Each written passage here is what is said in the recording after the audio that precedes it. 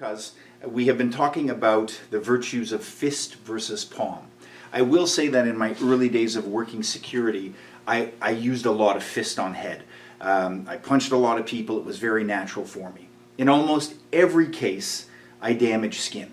If you were to look at my skin, I have a lot of teeth marks and embedded damaged bones and irregular knuckles and whatever else. I never once broke any of my fingers in striking somebody, and I think that was due to the Makiwara training, which is why I'm bringing it up here.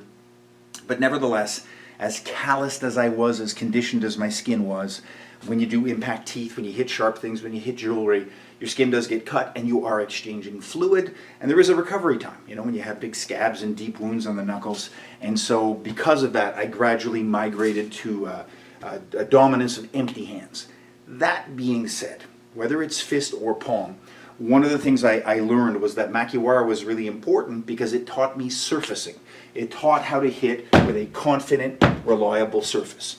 And as I've discussed elsewhere, when we form a fist, we have two primary surfaces. And I'm going to use this taped up phone book to illustrate. The first is created by my top two knuckles.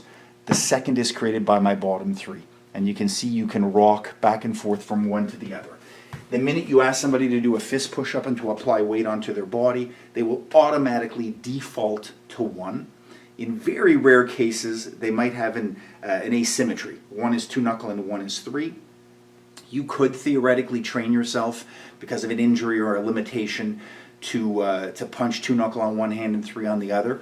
That's possible, but if it's correctable, if you can have a uniformed facet on both hands, it's ideal, preferable. There is a lot of ideology and argumentation about two being superior to three, three being superior to two. I've certainly trained both extensively. When I was in the Indonesian and Chinese martial arts, we favored three. When I was in the Japanese martial arts, we favored two. I tend to prefer two. It is irrelevant. What matters is you know what you like. That being said, when we contract the hand because of that faceting, we can also look at the contraction of the hand as existing on two planes. We have contraction that occurs for the bottom three knuckles, and we have contraction that occurs for the top two knuckles. When I punch with a two-knuckle fist, very often I will make my bottom knuckles a little bit tighter and then my top knuckles a little bit looser so that they're a bit absorbent and they're couched and supported by the bottom. By comparison, styles that use bottom three knuckle punching tend to have a more equitable contraction in the hand, and they focus on those bottom three being squeezed in. My Wing Chun teacher used to make his top knuckle a little bit tenser, specifically to reinforce the bottom three and to kind of push that down. When you punch on something like a Makiwara, you can oscillate between 2 and 3. But some of the drills that were very important for cultivating my hand strength that I think allowed me to survive head punching was that not only would I work on the pushing and compressing of the knuckles, I would contrarily use the Makiwara to pull. And this was a sort of an antagonistic development of my knuckle. So when we punch, we're compressing, and then I would grab like a grappler, and either grab with the bottom three, pulling as if I was trying to shoot a gun with my bottom three fingers, pulling not by leaning with the back like I was water skiing, but just from the fingers, pulling, right? Or top two, pulling. And you can really feel the exact line of contraction.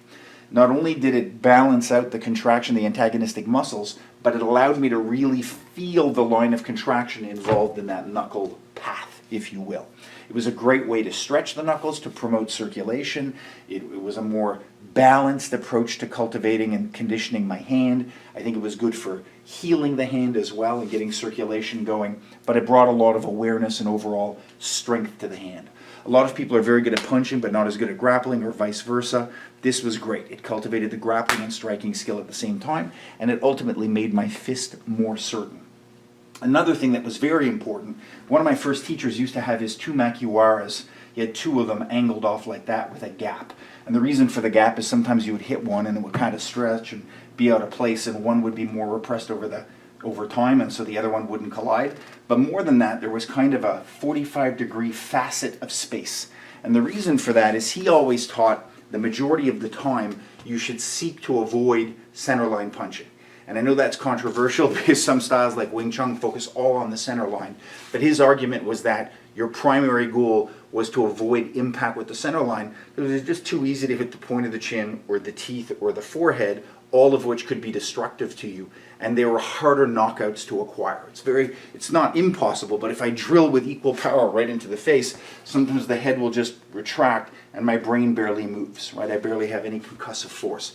By comparison, if I train myself to displace just the shift of my hit and hit to an angle right to the corner of the chin, with that same straight shot, I'm going to have much more rotation and much more angulation on the head and a much more likely knockout. It also places me in a better defensive position.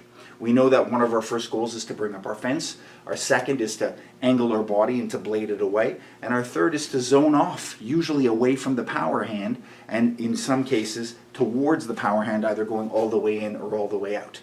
That shifting and displacement preloads my muscle memory, preloads my short-term memory with the expectation of what direction I'm going to go. I'm either going to run away or go in. That's my primary goal. If things kick off, I'm going in or all the way out. It predisposes me to be active, and it violates the expectation of my aggressor. If I just stay funneled by their aggression where they expect me to be, it's much easier for them to dominate and victimize me.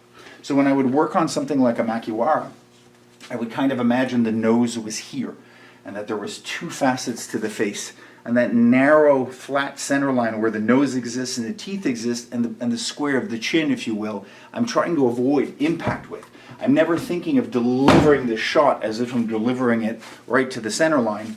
Rather, I'm thinking of talking to this nose right here and displacing and throwing that shot in to the slight corner. So it's a very small variable, but it's something that's been with my training since I was probably 17 years old. The few times I did square somebody straight in the face, it wasn't as effective for me. You really felt like you were colliding force with force. When you hit somebody on the chin, not only is it superior for knocking them out, but there's more give in the head and there's less recoil on your hand as well. Same with the temple. The temple will kind of make the head flick, but when you punch somebody square in the face empty-handed, very often it retracts the little bit than it can, and you can feel the full mass of their shoulders and the spine behind it, and it's harder to get that full follow through. Take a lot of the recoil in the body. So it's a small little point, but whether it's palm or fist, think of avoiding that center line and going off to an angle. Even if you're working on something like a punching bag on the round, always think of that line. You could put a masking tape line on it and step off the line, and you can think of hitting to either facet on the side. Something like a bob is great because it already has those exaggeratedly angled cheeks. And even if I'm working palm, guys, I'm still primarily going to hit palm either on the 3-knuckle facet or the 2-knuckle facet. If you're a 2-knuckle puncher, you're probably going to prefer hitting with the inner condyle of the radial bone. If you're more of a 3-knuckle, you're probably going to prefer the outer. And you can see this throughout all of the traditional martial arts. Their habit of contraction will be manifest when they open their hands. Styles like Hungar are 3-knuckle punching systems, and when they go to a knife hand, they'll oftentimes keep the bottom 3 tightly contracted and extend the forward.